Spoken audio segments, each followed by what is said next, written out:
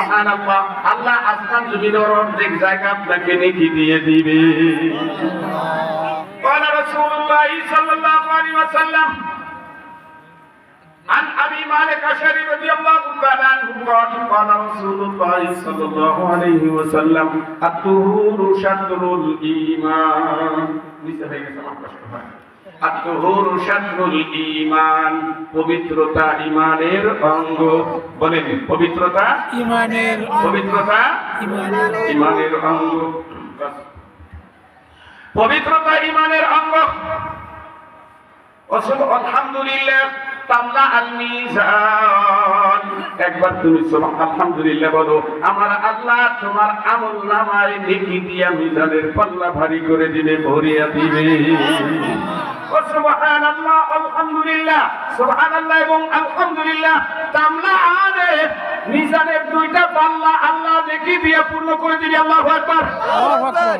আও তামলা মা বাইনাস সামাই ওয়াল আরদ, অথবা আসমান জমিনের ফাঁকা জায়গাটা যতটুকু আছে আমার আল্লাহ তোমাকে নেকি দিয়া পূর্ণ করে দিবে। সুবহানাল্লাহ, সুবহানাল্লাহ। আসসালাতু নূরুন, নামাজ নূর। নামাজ কি? নূর। নামাজ নূর। আসসালাতু বুরহান, দান করেন এটা আপনার জন্য দলিল। সুবহানাল্লাহ বলেন। আসসাবরু জিয়াউন, নামাজ পড়তে ওযু করতে হয়, ধৈর্য ধরতে হয়, সহ্য করতে হয়, ইবাদত করতে কষ্ট করে সহ্য করে ইবাদত করতে হয়। জোরে কোন ঠিক কিনা? এই সবরের বিনিময়ে আমার আল্লাহ তোমাকে নূর দান করিবে। আসসালাতু নূর, সূরাত অন্ধকার, কবর অন্ধকার। আল্লাহু আকবার, আল্লাহু আকবার। নামাজ তোমার কবরের বাতি, কোন সূরাতে তোমার সাথে নূর হয়ে থাকবে।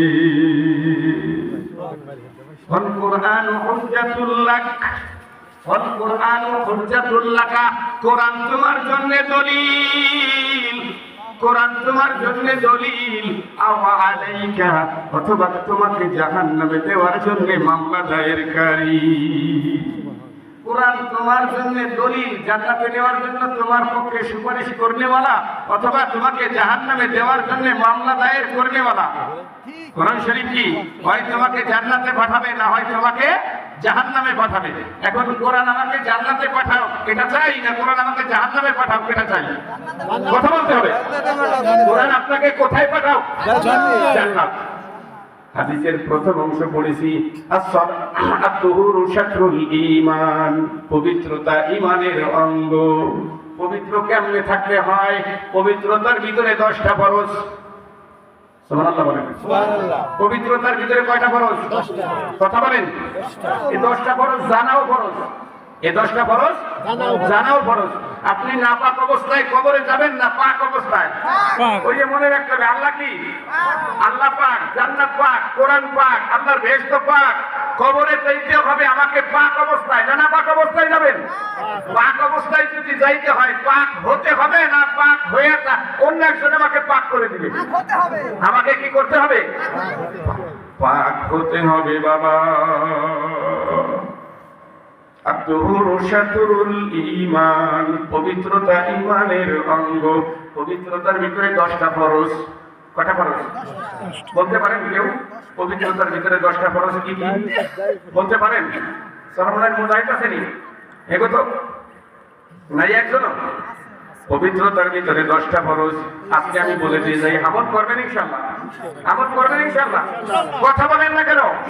কি আমল করে কবরে যাবেন না বেআমল হয়ে কবরে যাবেন?